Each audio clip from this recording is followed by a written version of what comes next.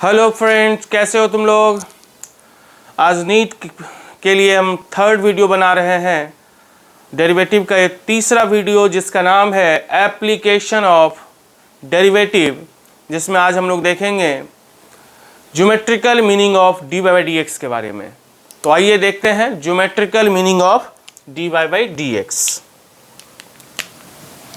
Geometrical meaning of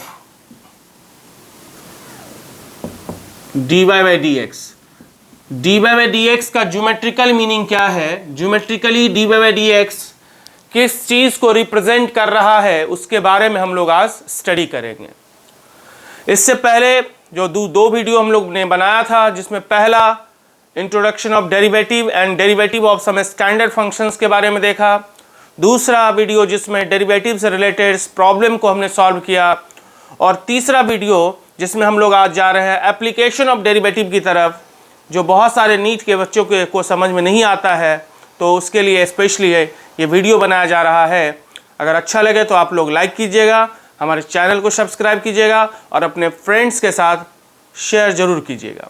तो आइए देखते हैं geometrical meaning of d y by d x. ठीक है, अब d y by d x के ज्योमेट्रिकल मीनिंग को समझने के लिए कुछ बेसिक टर्म्स हमें सीखना होगा, और वो टर्म्स है स्लोप। तो पहले हम लोग जो सीखेंगे आज वो है स्लोप क्या होता है। स्लोप क्या होता है, तो ये एक लाइन है जो एक्स एक्सिस के साथ एंटी क्लॉकवाइज डायरेक्शन में, एक्स एक्सिस के साथ किस डायरेक्शन में, एंटी क्लॉकवाइज डायरेक्शन में अगर थीटा एंगल बना रहा है, कोई लाइन एक्स एक्सिस के साथ एंटी क्लॉकवाइज डायरेक्शन में अगर थीटा एंगल बना रहा है, तो ये जो थीटा कहलाएगा उस लाइन का इंक्लिनेशन एंगल। कौन सा एंगल, इंक्लिनेशन एंगल। और टेन थीटा उस लाइन का कहलाएगा स्लोप। ये हो गया slope of line L. Tan theta का जो वैल्यू होता है वो उस लाइन का क्या कहलाता है, स्लोप कहलाता है। आप सब सारे बच्चे ट्रिग्नोमेट्री 10th क्लास में पढ़े होंगे टेन थीटा के बारे में, वही टेन थीटा इस लाइन का स्लोप कहलाता है। अगर कोई लाइन एक्स एक्सिस के साथ एंटी क्लॉकवाइज डायरेक्शन में थीटा एंगल बनाएगा, तो थीटा उस लाइन का क्या कहलाता है, इंक्लिनेशन एंगल। अब हम इससे रिलेटेड कुछ टर्म्स के बारे में जानेंगे कि वो क्या टर्म्स है, तो पहले वो देखते हैं। पहले ट्रिग्नोमेट्री का वो जो साइन स्कीम होता है, क्वाड्रेंट रूल, उसके बारे में जानेंगे। ये एक्स एक्सिस, ये वाई एक्सिस, ये ऑरिजिन। तो यहाँ पर हमारा 0 डिग्री है, यहाँ पर 90 डिग्री, यहाँ पर 180 डिग्री, और यहाँ पर कितना 270, और फिर यहाँ आ गया 360 डिग्री। एंटी क्लॉकवाइज डायरेक्शन में पॉजिटिव एंगल बनता है। एंटी क्लॉकवाइज डायरेक्शन में कैसा एंगल, पॉजिटिव एंगल, और क्लॉकवाइज डायरेक्शन में जब आएंगे तो नेगेटिव एंगल बनेगा। इधर जाएगा तो पॉजिटिव और इधर आएगा तो नेगेटिव। ठीक है, तो ये 0 है तो ये कितना हो गया, -90 डिग्री। ये कितना होगा, -180 डिग्री। ये कितना होगा, -270 डिग्री, और ये फिर से आ गया कितना, -360 डिग्री। ठीक है, ये फर्स्ट क्वाड्रेंट सबको पता है, ये सेकेंड क्वाड्रेंट, ये थर्ड क्वाड्रेंट, और ये क्या है, फोर्थ क्वाड्रेंट। फर्स्ट में ए, आफ्टर, इसको याद रखना है, ASTC, after school to college, after, A for after, school to college. So A for all, so all positive. Means जब एंगल 0 से लेकर 90 डिग्री तक होगा, तो जितना भी ट्रिग्नोमेट्रिकल रेशियो होगा वो सारा का सारा पॉजिटिव होगा। अगर 90 से 180 के बीच में होगा तो sine and cosec, sine and cosec, ये दो पॉजिटिव होगा, क्योंकि अगर साइन पॉजिटिव है तो उसी का रेसिप्रोकल होता है कॉसेक, क्योंकि cosec is equal to 1 upon कितना, साइन। तो अगर साइन पॉजिटिव है तो पॉजिटिव बाय पॉजिटिव क्या होगा, पॉजिटिव। तो सेकेंड क्वाड्रेंट में साइन और कॉसेक दोनों पॉजिटिव, थर्ड क्वाड्रेंट में t से tan और फिर उसका रेसिप्रोकल कॉट पॉजिटिव, और फोर्थ में कॉस और उसका रेसिप्रोकल सेक पॉजिटिव। सो अगर एंगल फर्स्ट क्वाड्रेंट में है तो ऑल पॉजिटिव होगा, मीन साइन से लेके कॉसेक तक जितना भी ट्रिग्नोमेट्रिकल रेशियो है सारा का सारा पॉजिटिव होगा। अगर सेकेंड क्वाड्रेंट में है तो साइन और कॉसेक पॉजिटिव, बाकी का जो 4 क्वांटिटी है वो सारा निगेटिव होगा। थर्ड क्वाड्रेंट में अगर है तो tan और cot पॉजिटिव, बाकी का 4 नेगेटिव होगा। और उसी तरह से फोर्थ क्वाड्रेंट में जब एंगल होगा तो cos और sec पॉजिटिव होगा और बाकी का सब कैसा होगा, नेगेटिव होगा। तो ये था कि इससे हमको ये पता चलेगा, ये आखिर क्यों हमने पढ़ा, इससे हमको ये पता चलेगा कि tan थीटा कहां कहां पर पॉजिटिव होता है, किस क्वाड्रेंट में किस एंगल के लिए वो पॉजिटिव होगा, मीन स्लोप कब पॉजिटिव होगा, स्लोप कब नेगेटिव होगा। तो ये जानने के लिए हमने ये साइन स्कीम पढ़ा। ठीक है, अब थर्ड पॉइंट, अगर m का वैल्यू tan थीटा को डिनोट करते हैं किससे, स्लोप ऑफ लाइन को डिनोट किससे करते हैं, स्मॉल m से। अब आगे देख रहे हैं हम लोग, m का वैल्यू यानी m जो होगा वो पॉजिटिव होगा अगर थीटा 90 से क्या होगा, छोटा। थीटा अगर 90 से छोटा है मतलब थीटा एक्यूट एंगल है, और जब थीटा एक्यूट एंगल होगा तो फर्स्ट क्वाड्रेंट में होगा, और फर्स्ट क्वाड्रेंट में ऑल पॉजिटिव होता है तो tan थीटा भी पॉजिटिव होगा, और जब tan थीटा पॉजिटिव होगा तो स्लोप जिसको कि m से डिनोट करते हैं वो कैसा होगा, पॉजिटिव। और अगर थीटा 90 से बड़ा हुआ तो थीटा किस क्वाड्रेंट में जाएगा, सेकेंड क्वाड्रेंट में, और सेकेंड क्वाड्रेंट में साइन और कॉसेक पॉजिटिव होता है और बाकी का चार्ज नेगेटिव होता है, तो सेकेंड क्वाड्रेंट के लिए tan थीटा का वैल्यू कैसा होगा, नेगेटिव। तो tan theta negative mean slope कैसा होगा, नेगेटिव होगा। अगला पॉइंट है, अगर कोई लाइन एक्स एक्सिस के पैरेलल है, एक लाइन है जो एक्स एक्सिस के पैरेलल है, अगर लाइन एक्स एक्सिस के पैरेलल है तो इस लाइन का स्लोप क्या होगा, इस लाइन का स्लोप क्या हो जाएगा, 0, क्योंकि एक्स एक्सिस के साथ 0 एंगल बना रहा है। अगर कोई लाइन वाई एक्सिस के पैरेलल है, ये लाइन है जो वाई एक्सिस के पैरेलल है, तो इस केस में इस लाइन का स्लोप क्या हो जाएगा, अनडिफाइंड, क्योंकि 90 डिग्री एंगल बना रहा है। तो आप सबने पढ़ा होगा tan 90 डिग्री का वैल्यू कितना होता है, अनडिफाइंड, अपरिभाषित, मीनिंगलेस होता है। ठीक है, तो यहां पर हमने बात किया स्लोप क्या होता है, स्लोप का पॉजिटिव और निगेटिव होगा, इसके लिए हमने क्वाड्रेंट का साइन रूल पढ़ा, और फिर कब स्लोप पॉजिटिव होगा, किस सिचुएशन में स्लोप का वैल्यू 0 होगा और किस सिचुएशन में स्लोप का वैल्यू निगेटिव होगा। अब इसके आगे हम लोग फिर बात करते हैं। अब हम लोग देखेंगे कि स्लोप तो हमने पढ़ा कि स्लोप होता क्या है। अब हम देखेंगे कि किसी 2 पॉइंट से पास करने वाली लाइन का स्लोप क्या होगा। अगर कोई लाइन 2 पॉइंट से पास कर रहा है, x1 y1 और x2 y2 से, अगर x1 y1 और x2 y2 दो फिक्स पॉइंट है, इस 2 फिक्स पॉइंट से अगर कोई लाइन पास कर रहा है, इसका मतलब ये लाइन क्या होगा, फिक्स होगा। लाइन अगर 2 फिक्स पॉइंट से पास कर रहा है तो लाइन क्या होगा, फिक्स होगा, तो उसका स्लोप भी फिक्स होगा, given by y2 minus y1 upon कितना, x2 माइनस x1। उस लाइन का स्लोप कितना होगा, y2 minus y1 upon x2 minus x1।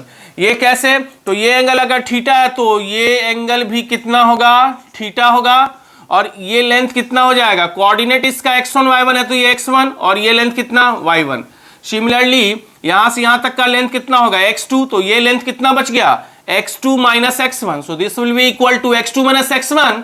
Similarly this length will be equal to how much, y2 minus y1। तो इस triangle में tan theta का value कितना हो जाएगा, y2 minus y1 upon x2 minus x1। ठीक है, अब किसी लाइन का स्लोप सबने पढ़ा है कि linear equation in 2 variable, 2 variable में अगर कोई लीनियर इक्वेशन है, जैसे ax plus by plus c equal to 0, ये क्या है, general equation of line, general equation of क्या, लाइन, लाइन का ये जनरल इक्वेशन है। तो इस लाइन का स्लोप क्या होता है, minus a upon b, that is equal to minus a means coefficient of x, यहां पर ए क्या है, एक्स का coefficient, coefficient of x upon क्या, कोफिशिएंट ऑफ वाई, बी का मतलब वाई का कोफिशिएंट। तो किसी लाइन का स्लोप निकालने के लिए ये formula minus coefficient of x upon कितना, कोफिशिएंट ऑफ वाई।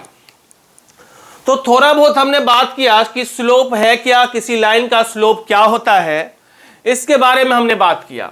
ठीक है, अब एक पॉइंट ये है कि आखिर dy बाई dx का इससे क्या मतलब है। हम जो पढ़ रहे हैं dy बाई dx का ज्योमेट्रिकल मीनिंग, वो dy बाई dx का इससे क्या मतलब है स्लोप से। तो अगर कोई भी कर्व दिया हुआ हो y बराबर एफ एक्स, वाई बराबर f x means y x का फंक्शन है, कोई भी किसी का फंक्शन हो सकता है, वेलोसिटी टाइम का फंक्शन हो सकता है, प्रेशर वॉल्यूम का फंक्शन हो सकता है ना, कोई भी एक वेरिएबल डिपेंडेंट वेरिएबल दूसरे इंडिपेंडेंट वेरिएबल का फंक्शन हो सकता है। तो जब फंक्शन होगा वाई एक्स का, मान लीजिए ये एक्स एक्सिस, ये वाई एक्सिस और ये क्या है ओरिजिन, और हमने ये ग्राफ मान लिया y बराबर एफ एक्स का ये ग्राफ है, y is equal to f x का ये ग्राफ है। तो इस कर्व पर कितना पॉइंट होगा? बहुत सारा पॉइंट, इनफाइनाइट पॉइंट होगा। इस पॉइंट पर अलग टेंजेंट लाइन होगा, इस पॉइंट पर अलग टेंजेंट लाइन होगा, इस पॉइंट पर अलग टेंजेंट लाइन होगा। जैसे जैसे ये पॉइंट चेंज करेगा तो टेंजेंट लाइन भी चेंज होगा, तो ये एंगल भी क्या होगा? चेंज करेगा। तो अगर ये थीटा है और इस पॉइंट को अगर हम मान लेते हैं x1 y1, वैसे dy by d x curve पर, अगर इस कर्व का हम dy बाई डी एक्स निकाल रहे हैं तो dy बाई डी एक्स क्या देगा? स्लोप। किसका स्लोप? टेंजेंट लाइन का, slope of tangent line to y बराबर कितना? F x. ये जो y बराबर एफ एक्स कर्व है, उस कर्व पर टेंजेंट लाइन का स्लोप देगा, ठीक है। लेकिन अगर हम किसी पर्टिकुलर पॉइंट पर निकालना चाहें, x1 y1 पॉइंट पर, means dy by d x at x1 y1, तो ये क्या देगा? तो x1 y1 पॉइंट पर जो टेंजेंट लाइन है उसका स्लोप देगा। तो ये क्या देगा? Slope of tangent line to y बराबर एफ एक्स एट कौन सा point? At x1 y1। x1 y1 point पर टेंजेंट लाइन का स्लोप देगा। और वैसे ही अगर हमें dy by d x at x2 y2 निकालना हो तो ये क्या देगा?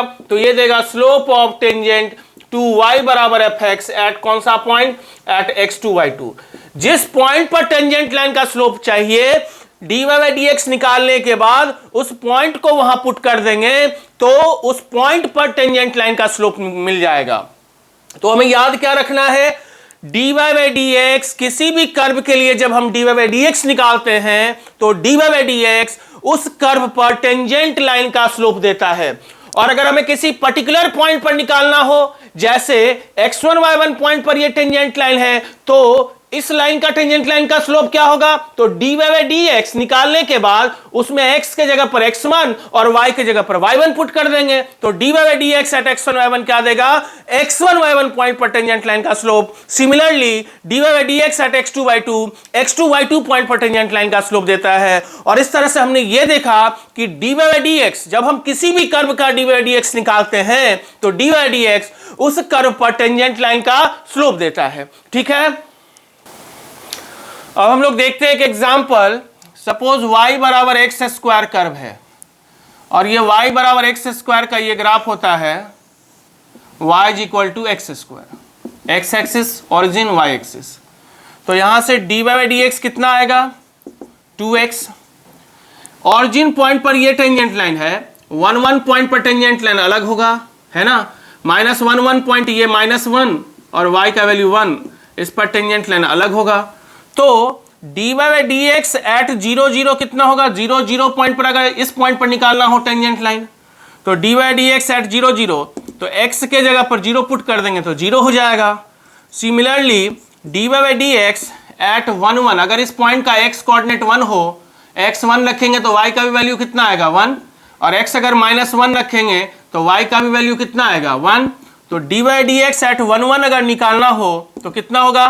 x के जगह पर 1 रखेंगे तो 2, और similarly dy by d x at -1, 1, तो x के जगह पर -1 पुट करेंगे तो -2। यहां हम देख रहे हैं 1 1 पॉइंट पर जो टेंजेंट लाइन है उसका स्लोप पॉजिटिव है। तो ये देख सकते हो ये एक्यूट एंगल बना रहा है, ये जो एंगल है वो 90 से क्या है? छोटा, तो स्लोप ऑफ कोर्स इसका स्लोप पॉजिटिव होगा, जो कि दिख रहा है। -1 1 पॉइंट पर जो टेंजेंट लाइन है वो ऑब्ट्यूज एंगल बना रहा है, तो इसका स्लोप कैसा होगा? Negative, less than 0।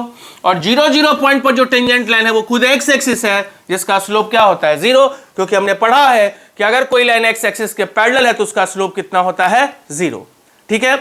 तो इस तरह से हमने ये देखा कि dy बाई डी एक्स, किसी भी कर्व के लिए जब हम dy बाई डी एक्स निकालते हैं तो dy बाई डी एक्स उस कर्व पर टेंजेंट लाइन का स्लोप देता है। हम फिर से रिपीट कर रहे हैं, किसी भी कर्व y बराबर एफ एक्स के लिए जब हम dy बाई डी एक्स निकालते हैं तो dy बाई डी एक्स उस कर्व पर टेंजेंट लाइन का स्लोप देता है, और जब किसी पर्टिकुलर पॉइंट पर निकालेंगे means dy by dx at x1 y1, तो dy by dx at x1 y1 उस कर्व के x1 y1 पॉइंट पर टेंजेंट लाइन का स्लोप देता है। Means geometrically dy by dx क्या दिया, किसी भी कर्व के लिए जब हम dy by dx निकालते हैं तो dy by dx उस कर्व पर टेंजेंट लाइन का स्लोप देता है। उम्मीद करता हूं कि वीडियो आप लोगों को अच्छा लगा होगा। अगर अच्छा लगा होगा तो लाइक कीजिए, शेयर कीजिए और हमारे चैनल को सब्सक्राइब कीजिए। Thank you.